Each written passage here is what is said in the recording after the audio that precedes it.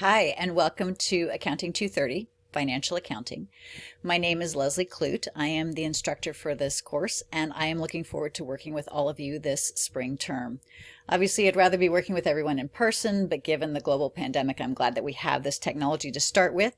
And as part of this introductory video, I'm going to spend just a little bit of time talking about why financial accounting, why we're doing financial accounting, a little bit about the rhythm of this class, so how content will be delivered and what's expected of you, and finally a little bit about the course materials. So I'm just going to start talking about why financial accounting. I recognize that some of you are enrolled in this class because it is a mandatory course in the business program. But the reason it's a mandatory class is that financial accounting is the language of business. So it's foundational to understanding what's going on in our competitors, to understand what's happened over time in our own business. So whether you're an HR manager or marketing manager or general manager or finance manager, you'll want to be able to read financial statements accurately. So the best way to do that, to really understand what's going on in a financial statement, is to actually build one. And so that's what we're doing. We're going back and we're understanding, given what's going on in a business, how do we measure that business activity? How do we record it? Like, how do we put it on paper effectively? What happened in the business? And then finally, how do we summarize that information and develop a financial statement for it? So it is that core skill set that we're trying to develop in this class. As a result of this, process, I want to highlight that while there are numbers involved, it is not really a math course. It is really a language class. So we will be introducing a lot of new vocabulary. Some of this vocabulary is confusing because it means something in our regular language that it doesn't necessarily mean in accounting language. So we'll be working on understanding what those accounting terms are. Like, we're going to get into your debits and your credits and how they relate to your debit card and credit card. But there's also other terms that we use in accounting, like goodwill. And goodwill has nothing to do from an accounting standpoint with the retail store that you guys might be familiar with. So it's language. And because it's a language class, it does require practice. You can't just watch somebody else speak a different language and then just jump in and start talking with them as well. You have to practice. And so that's what we'll be doing in this class. And so that kind of leads me to a little bit about what the rhythm of the class will be. We're delivering this primarily across Zoom in our interactive lectures. So if you start looking in the Blackboard account for this course, on the left-hand toolbar, you'll see that there is the course information, and that's where you'll find the syllabus. You'll see our Zoom lectures. So if you click on the Zoom lecture part, you'll see all of our class sessions are listed there. You'll see the content tab, and in the content tab, I've broken the course into weeks. So every week there'll be some homework associated with that, maybe a short quiz. In some weeks, you'll see that there's some extra videos that are uploaded, short videos on some of the course content. So for example, in week 1, I went ahead and uploaded a short video about some of the content of chapter 1. I don't do a ton of these short videos, but from time to time we'll supplement our lectures with some short videos. I recognize that we're delivering this class over Zoom. We are all subject to Zoom fatigue. It's my goal to try to make our Zoom sessions an hour or less. I know the class is scheduled for an hour and 15 minutes. I'm available during that time. I hope to leave the last 15 or 20 minutes of class available for questions and answers, for technology issues, just in places that if we were in a normal classroom, we could go out into the hall and talk. So I'm trying to make sure that we have that opportunity during our Zoom lectures as well. And frankly, after about an hour, I recognize from a Zoom fatigue standpoint that not very much more is going in at that point. So we're going to try to buffer that a little bit, and there may be some extra videos there. But you can kind of see there's this interactive discussion portion. There's some offline homework that happens, some quizzes. One of the questions that I'm fielding a lot of right now is are those Zoom sessions recorded? Is it required that you attend class? And that's actually a tough question. I have designed the class to be a synchronous experience.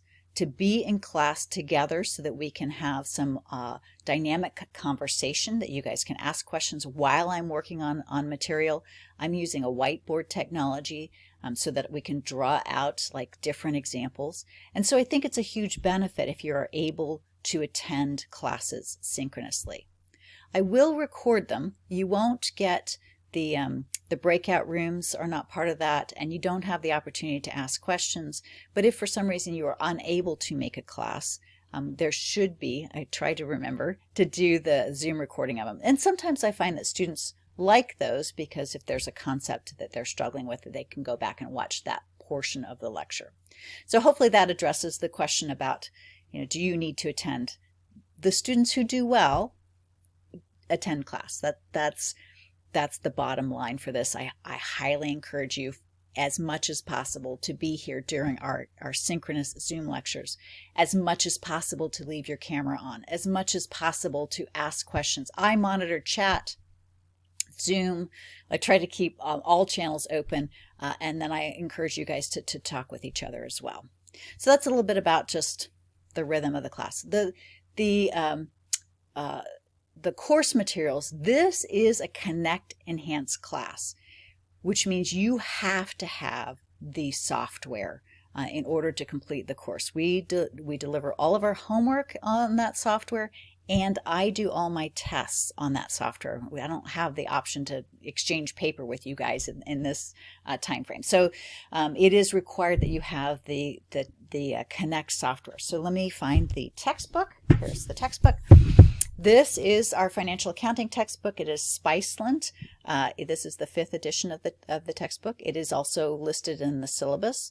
But this is a first day access class, which means that you have automatically been enrolled in the software and electronic version of this textbook as a result of signing up for the class in WSU. So if you go to the course materials tab, you can click through there and you'll find that you've already been enrolled in the course materials.